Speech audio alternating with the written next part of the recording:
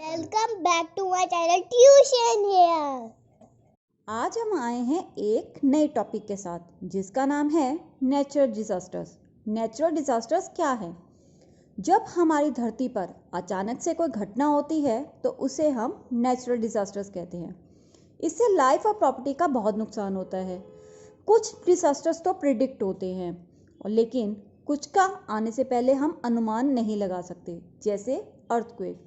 हमारे और भी कई डिजास्टर्स हैं जैसे फ्लड का हम पहले प्रिडिक्ट कर पाते हैं क्योंकि बारिश ज़्यादा आने की वजह से बाढ़ आने का खतरा बढ़ जाता है। इसी तरह वॉल्केनो और सुनामी का भी हम पहले अंदाज़ा लगा सकते हैं कि ये आने वाली है। आज इस वीडियो में हम अर्थक्वेक के बारे में बात करेंगे कि अर्थक्वेक क्या है, हमारी लेयर्स ऑफ अर्थ और इफ़ेक्ट्स ऑफ अर्थक्वेक, और उसके बाद मेजर ऑफ अर्थक्वेक और सिस्मोग्राफ। सबसे पहले हम जानेंगे कि अर्थक्वेक है क्या। इसको जानने के लिए हमें अपनी धरती को समझना होगा। हमारी धरती टेक्टोनिक प्लेट्स के ऊपर टिकी हुई है और इसके नीचे तरल पदार्थ लावा के रूप में हैं। ये प्लेटें उस लावा के ऊपर तैरती हैं और इन्हीं प्लेटों की वजह से ही हमारी धरती पे भूकंप आता है। अब हम बात करेंगे लेयर्स ऑफ अर्थ, यानी हमारी अर्थ की कितनी लेयर्स हैं। हमारी धरती की 4 लेयर्स हैं। सबसे पहले क्रस्ट आती है। क्रस्ट जो है ये ऐसी लेयर है जो धरती का सबसे ऊपर का सरफेस है और इसके ऊपर ही हम रहते हैं।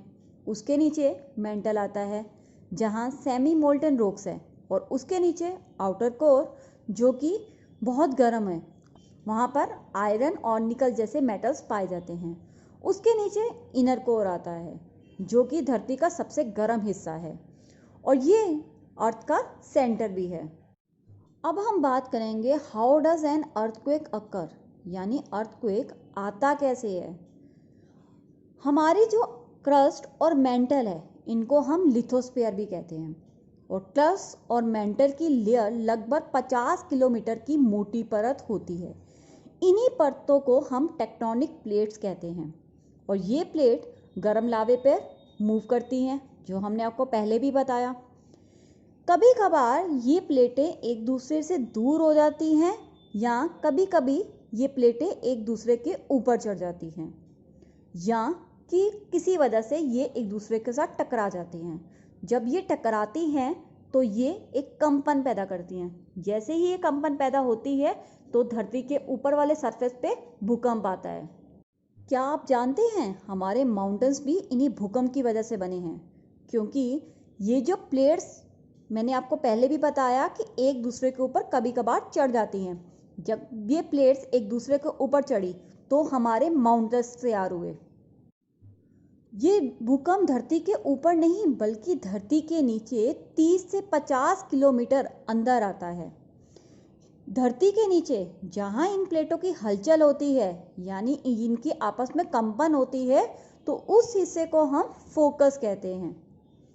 और उसी के जस्ट बिल्कुल ऊपर धरती की सतह के ऊपर जब ये भूकंप महसूस किया जाता है तो उसको हम एपिसेंटर कहते हैं, यानी उसे भूकंप का मेन केंद्र माना जाता है। इसी केंद्र में सबसे ज़्यादा नुकसान होता है। इस भूकंप की कंपन एक जगह पर स्थित नहीं रहती, वो फैलती जाती है, लेकिन ये उसकी तीव्रता के ऊपर निर्भर करती है कि उसके भूकंप का तीव्रता कितनी थी। मान लीजिए जहां आप खड़े हैं वहीं पे भूकंप का एपिसेंटर है, यानी वो भूकंप का मेन केंद्र है, तो क्या भूकंप उसी जगह पर रहेगा? नहीं, ये भूकंप फैलता जाता है और ये आगे तक कई राज्यों, कभी कभार तो एक देश से दूसरे देश तक भी महसूस किया जा सकता है।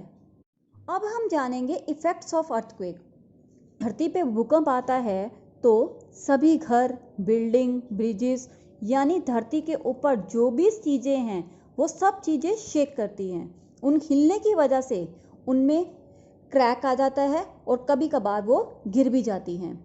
इसी की वजह से लाइफ और प्रॉपर्टी का नुकसान होता है।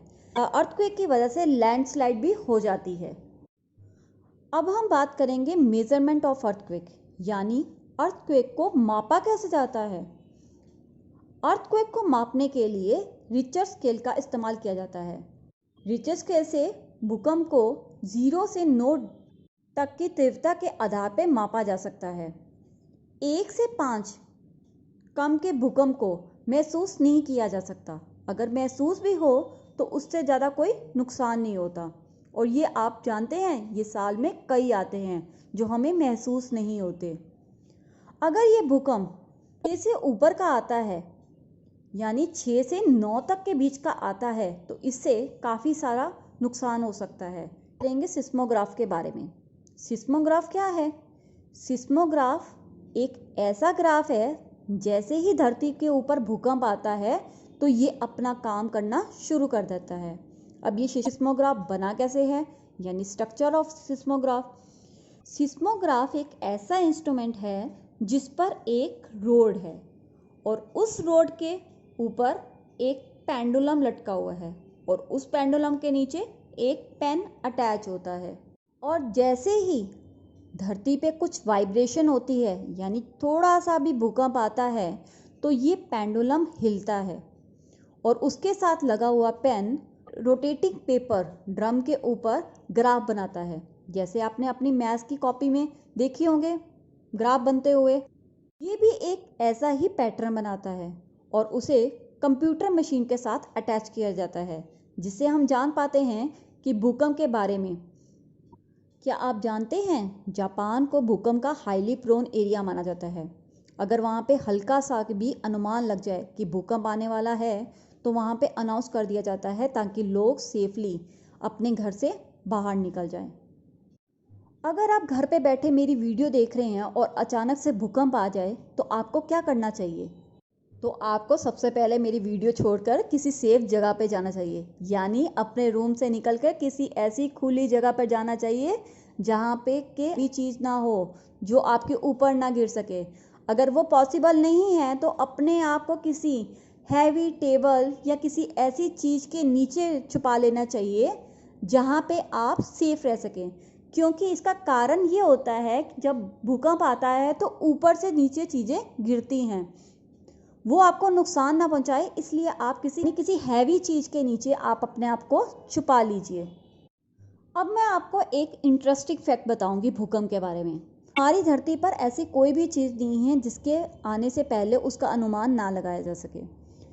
जैसे भूकंप के बारे में हमने आपको पहले भी स्टार्टिंग में बताया, भूकंप प्रिडिक्ट नहीं है, लेकिन इंसान उसके बारे में प्रिडिक्शन नहीं कर सकता, लेकिन उसके बारे में जानवर प्रिडिक्शन कर लेते हैं। जैसे तालाब के अंदर मछली है, वो प्रिडिक्ट कर लेती है, वो तालाब से बाहर की तरफ भागती है या ऊपर ऊपर उछलती हैं, उन्हें पहले पता लग जाता है। और बिल में रहने वाले जानवरों को भी भूकंप आने से पहले ही भूकंप का अंदाज़ा हो जाता है। इसका भी एक कारण है। इसका कारण ये है क्योंकि तालाब ज़मीन के सरफेस से बहुत ज़्यादा नीचे होता है और मैंने आपको पहले भी बताया, भूकंप जो है वो ज़मीन के नीचे से, यानी हमारी धरती के अंदर से आना शुरू होता है और जैसे ही वो आता है तो उसकी कंपन पहले धरती के नीचे महसूस की जाती है और इसी वजह से पानी में रहने वाले जीवों को इसके बारे में पहले पता लग जाता है और बिल भी ज़मीन के नीचे होती है। ऐसी इंटरेस्टिंग वीडियोस के लिए मेरे साथ जुड़े रहने के लिए मेरे चैनल को सब्सक्राइब कीजिए, मेरी वीडियोस को लाइक कीजिए और अच्छे अच्छे कमेंट दीजिए।